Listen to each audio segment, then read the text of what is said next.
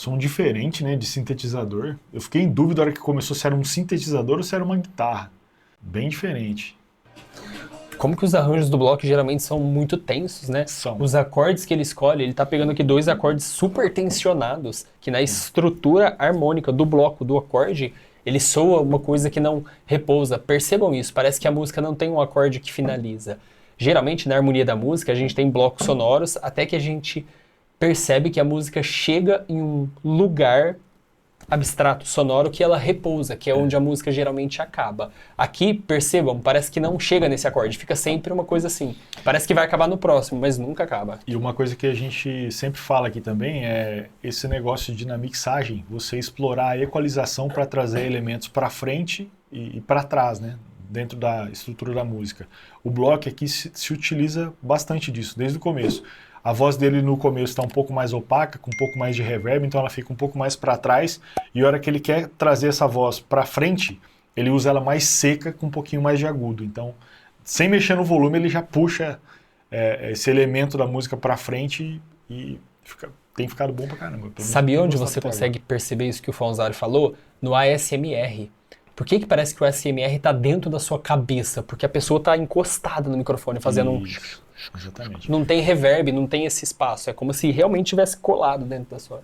Inclusive, isso é uma técnica que a gente usa para poder, quando o cantor não tem muita presença na voz, não tem muito corpo, que a gente fala, né? Que é uma voz mais encorpada, eu peço para ele cantar bem próximo do microfone, porque aí traz essa sensação de proximidade e você consegue extrair um timbre mais encorpado da voz, né? Porque o microfone está aqui, ó, quanto mais longe você canta, mais corpo perde. Quer dizer, menos corpo tem a sua voz.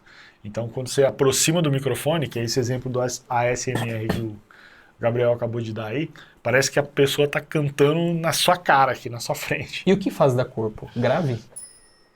Geralmente as frequências do grave até o médio grave, mais ou menos, é o que dá.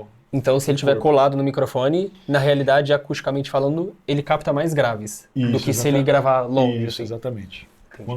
Por isso que quando o cantor canta muito alto também, não sei se você já muito viu, alto de pressão. Pressão, com muita pressão, ele afasta o microfone um pouquinho da voz. Se ele tem muita pressão, mesmo afastando o corpo da voz dele, se vocês pegarem o Bruno, por exemplo, do Bruno e Marrone, às vezes ele tá cantando com o microfone aqui longe, cara, mas a voz dele ainda vem encorpada. Tem cantores que não têm essa característica, então eles têm que cantar com um pouco mais de proximidade. É um truque que a gente usa aí para poder trazer esse grave da voz. Inclusive, a culpa do Marrone é o Bruno. Você não ouve um cantar porque o outro canta... Cara, eu vou dar um testemunho para vocês aqui. Ó. A gente é de Ribeirão Preto e tem uma rádio aqui em Ribeirão Preto que ela é especialista em sertanejo, que é a Rádio Conquista.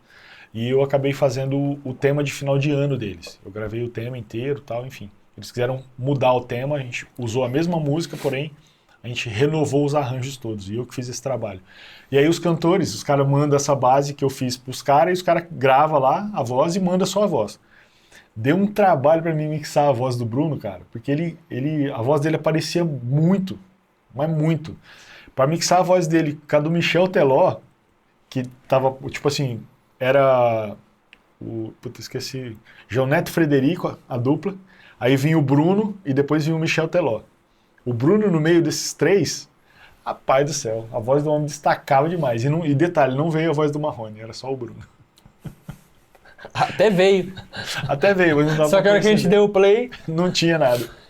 Inclusive, o pessoal de musical e também o pessoal que faz backing vocal conhece muito sobre esses dois extremos da voz. De um lado, geralmente você tem a voz de backing vocal, que é essa voz mais levezinha, que ela não chama tanto atenção. Sabe quando tem um cantor principal dando ali a letra, lá no fundo tem que é uma voz mais airada, uma coisa mais KLB, sabe? Eu ia falar Bee Gees, né? Porque o Isso, KLB, perfeito. Na verdade, bebeu na fonte do Bee Gees. O Bee Gees que canta essas músicas mais... E do outro lado, você tem as vozes beltadas, as vozes que tem, assim, com uma pressão muito forte. Ela parece que você tomou um soco na cara na hora que o cara canta. O do Bruno é assim, por exemplo. Inclusive, um cara que fala muito sobre isso é o Maestro Marconi. Se você quiser estudar mais sobre belting contemporâneo, o Maestro Marconi e Beto Soroli falam muito sobre. É esse outro lado da voz, que a voz vem com muita presença.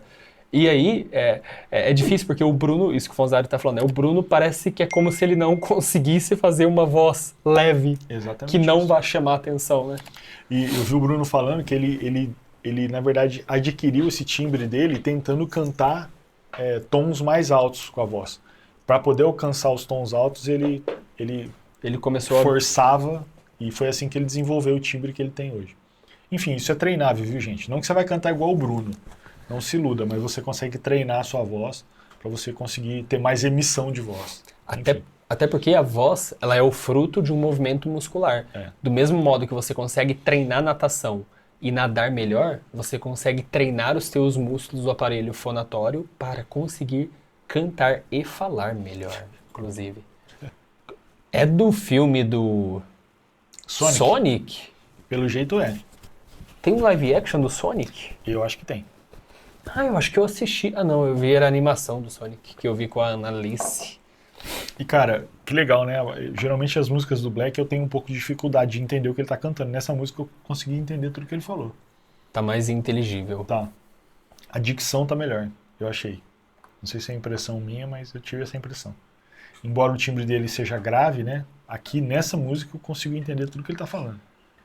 E, inclusive, isso tem até uma explicação científica do porquê que é mais difícil. O nosso ouvido ele foi treinado para perceber aqueles sons que a gente precisava mais ao longo da evolução. Então, a nossa voz, ela, quando a gente conversa, ela está aqui nessa região e tal. Quando a gente precisa prestar atenção, a gente utiliza sons agudos. Campainha é agudo, uma ambulância é agudo. Você não vai ver uma ambulância passando sirene, perto né? de você fazendo porque não chamaria atenção. Então a gente tem realmente uma menor distinção nos sons graves. O som grave ele soa menos definido para nós. Tanto que quando você quer ter mais definição, geralmente em produção, você utiliza a parte ali do médio para o agudo, para ter a própria voz. As consoantes elas se encontram numa região aguda. A diferença entre o F, o S, o T, o D são sons, fonemas muito parecidos. A diferença está justamente na articulação, que fica ali na região dos agudos. E nesse caso aqui, eu acho que o que melhorou dele foi justamente a articulação mesmo. A articulação. A articulação das palavras está mais bem feita. Então fica mais fácil da gente compreender o que está sendo falado. Embora também seja grave a voz dele. Mas o fato dele articular melhor facilita no entendimento. Só porque eu falei, colocou um efeito aí que não dá para entender. Nossa, que mudança! Praticamente outra música. E mesmo que ele tenha mudado o tom, dá pra gente notar que a progressão harmônica é a mesma. Tensionado. Né? Tem um acorde que não é um acorde de resolução e tem um outro acorde que também não é um acorde de resolução. E a música fica variando entre esses dois. É como se a sensação para nós, imagine que você quisesse sentar, beleza? Numa cadeira porque você tá muito cansado. Só que a hora que você senta, essa cadeira tá fervendo porque ela ficou no sol. Imagina uma cadeira de lata. Aí você vai tentar repousar, você tem que levantar. Aí você vai sentar no outro lugar, só que imagine que a outra esteja com espinhas, com farpas. Aí você vai tentar sentar, você não consegue. Você levanta e vai pra... essa sensação que fica pra nós. Parece que ela nunca repousa. Então ela deixa o nosso ouvido mais cansado mesmo, assim. Aí eu não sei se tem a ver com o próprio anime, com a história, enfim, do que tá rolando aqui. Mas vocês sentem essa sensação? E até na melodia da voz. Ele tá justamente dando a sensível da escala, que é a notinha que faz a gente não sentir esse repouso, sabe? Dentro da escala de uma música, cada nota tem, digamos assim, uma função. Tem uma razão de existir. E essa nota, que é essa que a gente chama de sensível, essa que ele tá cantando ali, que a melodia dele tá passando, pela qual a melodia dele está passando, faz a gente ter essa sensação de que, meu Deus, alguma coisa não está acabando, não está repousando, não está relaxando. Olha lá. Block, meu querido, sabe uma coisa que eu sinto no teu som, que eu acho muito interessante? Que existe uma identidade sonora. Entende? A tua voz, ela já é mais diferente, ela já está numa região mais grave que as dos outros demais cantores, pelo menos dos que eu conheço e já ouvi aqui. A tua maneira de cantar ela é bem peculiar também, os teus arranjos geralmente são tensionados, os beats que você utiliza são tensionados. Isso é muito legal, porque isso na parte de branding ajuda as pessoas a saberem o que elas esperam de você. Por exemplo, se a gente começasse um react e de repente tivesse outra coisa aqui, se você vai assistir um vídeo nosso, só que tem outra coisa, que não é isso que você está habituado a assistir. Aos poucos você vai deixando de ver. Então é importante você frisar naquilo que as pessoas esperam que elas vão ver no seu som. Entendi. Uma coisa que eu sinto também é uma espécie de impostação na voz dele, né? Parece que ele canta meio que impostando a voz, jogando a voz um pouco mais para trás, para ela ficar um pouco mais grave e tal. Eu sinto isso na hora que ele tá cantando. Isso serve como uma assinatura sonora também, né? Sim. Tem muitos cantores que impostam a voz na hora que eles estão cantando. Uma forma de Perfeitamente natural. Uma maneira de você entender o que é impostação. Você já ouviu alguma rádio na sua cidade? Você já viu o radialista conversar na rádio? Ele não conversa com a voz que ele conversa. Impostar nada mais é do que você encaixar a voz de uma maneira específica. Você pode impostar para soar mais de um jeito, você pode impostar para soar mais de outro. Então, até que, por exemplo, quando a gente está se comunicando aqui, não sei o Fonzari, mas a minha voz projetada aqui é diferente da minha voz quando eu estou conversando fora dos vídeos. Quando eu tô conversando, geralmente a minha voz é assim, ó. Cara, eu não sei, eu acho que isso aqui é assim, assim, assim. Então, mano, mas não sei, eu converso mais normal. Mas aqui eu tô... Isso é uma coisa, no meu caso, aprendida. Com a galera do QMQ, inclusive. Eu me lembro do dia que eles me falaram sobre isso, que eles chamavam de energia vocal. Eles diziam, cara, você tem que colocar mais energia vocal. Se você ver os primeiros vídeos do Missão, lá de 2015, até antes, 2014, você vai perceber que a tônica era diferente, porque não tinha impostação. Se você ouvir, por exemplo, Henrique Mendonça, você vai perceber que ele imposta a voz num estilo mais de rock and roll, que ele coloca numa região que facilita os drives, que dá um pouco mais de sotaque para ele cantar. Eu acredito também que a própria característica normal da voz já facilita o cantor a encaixar em determinados tipos de impostação. O Black, por exemplo, que tem a voz mais grave, às vezes é mais fácil para ele deixar a voz dele mais grave ainda. O Henrique, como já tem aquele timbre um pouco mais versátil, ele deve ter preferência por esse estilo mais rock and roll, então ele encaixa ali nos drives muito bem. Eu falo assim sempre, é uma coisa só. Provavelmente, se os editores, quando eles vão editar, é muito possível que a voz do Fonzari esteja num nível de pressão mais baixa do que a minha. Sempre. Porque quando você imposta, geralmente você ganha um pouquinho de potência, assim. Justamente porque você está preocupado na projeção da voz. E isso, inclusive, galera, conversa com uma coisa chamada plástica vocal. E aí, recomendo novamente... Desculpa, gente. O canal do Beto Soroli. Ele fala muito sobre isso. Plástica vocal, esse termo, não vem de plástico, de material plástico, tá? Não que isso seja plástico, meu Deus, de plástico. Ele vem do sentido de cirurgia plástica, de que você consegue ter uma certa maleabilidade.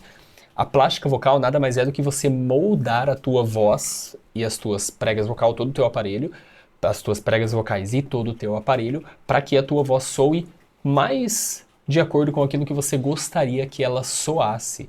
E é incrível você ver a transformação que alguns cantores têm conforme eles vão dominando essa questão da plástica vocal. Os imitadores, por exemplo, nada mais são do que pessoas muito especialistas em plástica vocal, mesmo que nunca tenham estudado sobre, mas conseguem transformar, como se eles transformassem o rosto da voz instantaneamente. Isso é um exemplo de plástica vocal.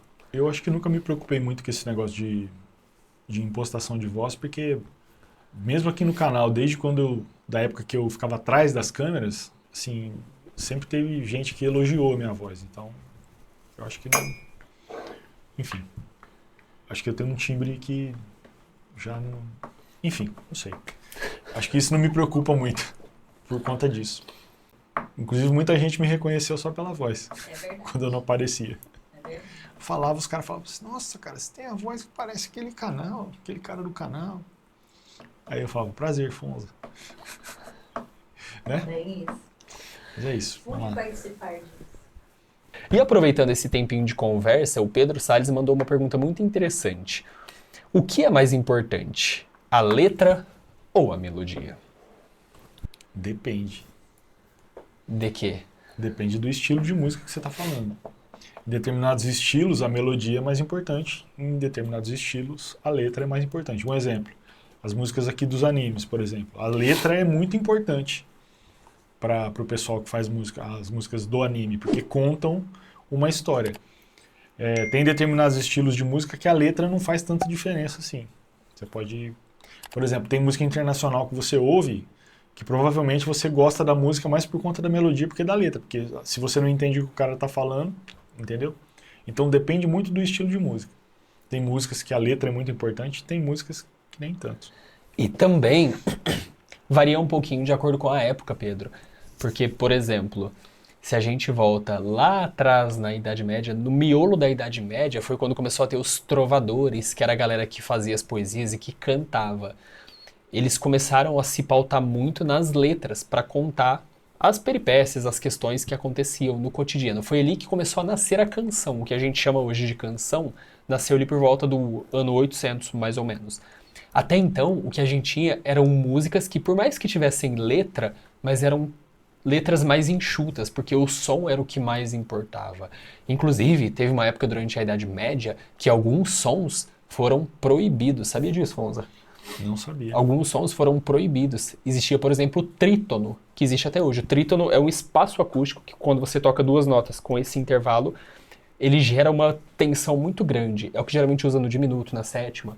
A hora que você dá essas duas notas, a hora que você usa esse encadeamento... Esse intervalo, esse intervalo, ele é chamado de trítono. Por quê? Justamente por conta de tridente, de outras coisas que eram vistas como se fosse uma música do demônio, digamos assim. Um som que não era de Deus. Porque o som de Deus, ele tinha que soar mais relaxante, menos tensionado. Até hoje, né? As músicas que a galera usa na igreja são todas músicas com acordes bem alegrezinhos, às vezes mais emotivos, assim. Nonas, muitas nonas. Uma quarta. Enfim, a galera usa isso até hoje. Então depende muito da cultura da época também. Aliás, gente, isso é uma coisa muito legal. Estudar música de outras culturas faz a gente perceber o quanto a nossa visão é limitada. Não só na música, né? A nossa visão é limitada em tudo. Tem um cara, inclusive, que ele deu um nome para isso, um pesquisador, que ele chamou de Viziate com W. É o acrônimo de What You See is All There Is. Tudo que a gente considera que existe é somente aquilo que a gente enxerga, entende? E ele fala sobre isso de uma maneira bem ampla na vida. E se você perceber, a gente tem um comportamento assim. O ser humano tende a achar que o que existe é somente aquilo que ele compreende. Não uma pessoa ou outra, todos nós somos assim. A gente tende a achar que aquilo que está no nosso campo de visão é o que existe só. A gente precisa quebrar a cara uma série de vezes para falar, peraí, então tem mais coisas? E a gente vai quebrando a cara até o fim da vida. A todo momento a gente faz essa quebra de perceber que existe algo além da nossa visão, daquilo que a gente está percebendo. E geralmente, quando você tem desentendimentos, eles acontecem em torno disso. Porque uma pessoa está vendo uma coisa e a outra está vendo outra também. Só que cada uma tem a sua visão, cada uma tem a sua perspectiva. Aquela figurinha do 6 e do 9 explica muito bem isso. O que é o Viziate. E na música isso acontece também. Porque na música a gente tende a pensar que a música do mundo inteiro é como a música ocidental. Se você ouvir os ragas indianos, coloque no YouTube depois, ragas indianos. Você vai perceber que é uma música que soa, meu Deus, você ouve e você fala assim, cara, tá desafinado. Não tá desafinado, só está destoando do que nós culturalmente fomos condicionados a achar adequado. Então, cara, cultura é uma parada realmente, assim, muito... com uma força social muito grande. A hora que você ouve uma música de outra cultura, você percebe isso, porque realmente soa estranho. Verdade. Ó, só dar boa noite pro João Miranda, que ele tá indo descansar. Boa noite, João. Bom descanso, viu, cara? Valeu, João. Bom descanso, relaxa, toma uma maracujina, que domingo tem live de novo. É isso aí. Então é isso, galera. Beijo na alma, paz no espírito e... até a próxima, gente. Valeu.